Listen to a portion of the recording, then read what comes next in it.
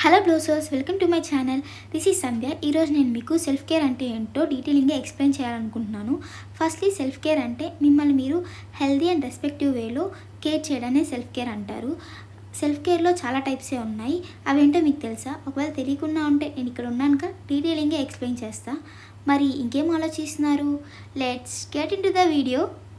అసలు ఈ self care ఎందుకు అని అంటే నా physical, mental, emotional, spiritual, social and professional ఇలాగ అన్ని యాక్సెప్ట్లో నేను బెస్ట్గా ఉండడానికి. If I want to become the best version of myself, then I need to take care of myself. నేను ఈ వీడియోలో 6 టైప్ ఆఫ్ సెల్ఫ్ కేర్ గురించి ఎక్స్ప్లెయిన్ చేసి మీరు ప్రాక్టీస్ చేయడానికి కొన్ని ఎక్సర్సైజెస్ ఇస్తాను. సో మీరు మీ సెల్ఫ్ కేర్ జర్నీని స్టార్ట్ చేయొచ్చు అనమాట. అదేదో అంటారు కదా, ఎన్ని ఉన్నా కానీ హెల్తీగా లేకపోతే మనం ఏం చేయలేమని. So firstly physical self care.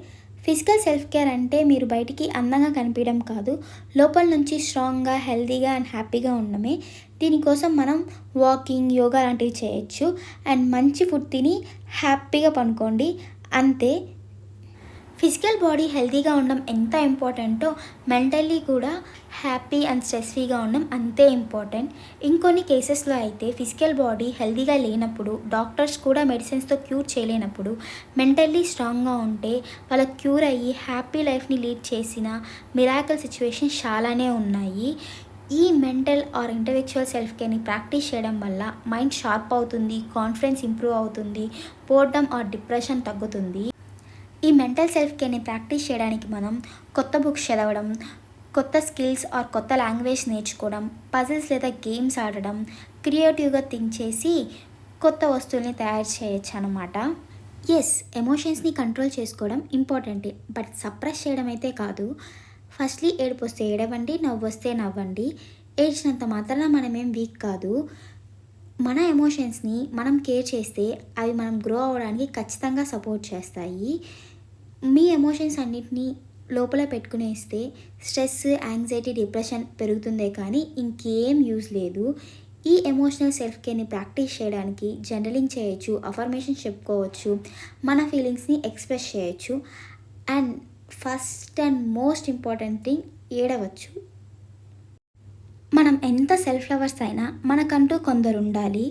Social self care practice చేయడం అంటే అందరినీ ఇంప్రెస్ చేయాలి, ఎప్పుడూ అవైలబుల్గా ఉండాలి, పెద్ద గ్రూప్ ఆఫ్ ఫ్రెండ్స్ ఉండాలి అని అయితే కాదు.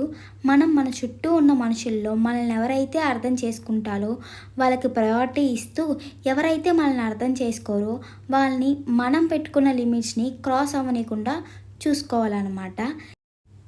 ఈ సోషల్ సెల్ఫ్ కేర్ని ప్రాక్టీస్ చేయడానికి మనకి ఇష్టమైన వాళ్ళతో టైం స్పెండ్ చేయొచ్చు, ఫ్రెండ్స్ లేదా ఫ్యామిలీ మెంబర్స్కి కాల్ చేసి మాట్లాడచ్చు, కొత్త మనుషుల్ని కలవచ్చు, ఇలా ఎన్నో చేయొచ్చు అనమాట. స్పిరిచువల్ సెల్ఫ్ కేర్ని ప్రాక్టీస్ చేయడం అంటే మనకన్నా ఒక పెద్ద శక్తితో, లైక్ గాడ్, నేచర్, యూనివర్స్ లేదా మనలోని ఆత్మశక్తితో కనెక్ట్ అవ్వడం. ఈ స్పిరిచువల్ సెల్ఫ్ కేర్ని ప్రాక్టీస్ చేయడానికి మనం మెడిటేషన్ చేయొచ్చు, టెంపుల్స్కి వెళ్ళి ప్రేయర్ చేయొచ్చు, నేచర్తో కనెక్ట్ అయి ఉండొచ్చు, అరోమా థెరపీ యూజ్ చేసుకోవచ్చు, ఎవరికన్నా హెల్ప్ కావాలంటే హెల్ప్ చేయొచ్చు, పాజిటివ్గా థింక్ చేయొచ్చు అండ్ నెగిటివ్ థాట్స్ వస్తే వాటిని అవాయిడ్ చేసి పీస్ఫుల్గా లైఫ్ని ఉంచుకోవాలి.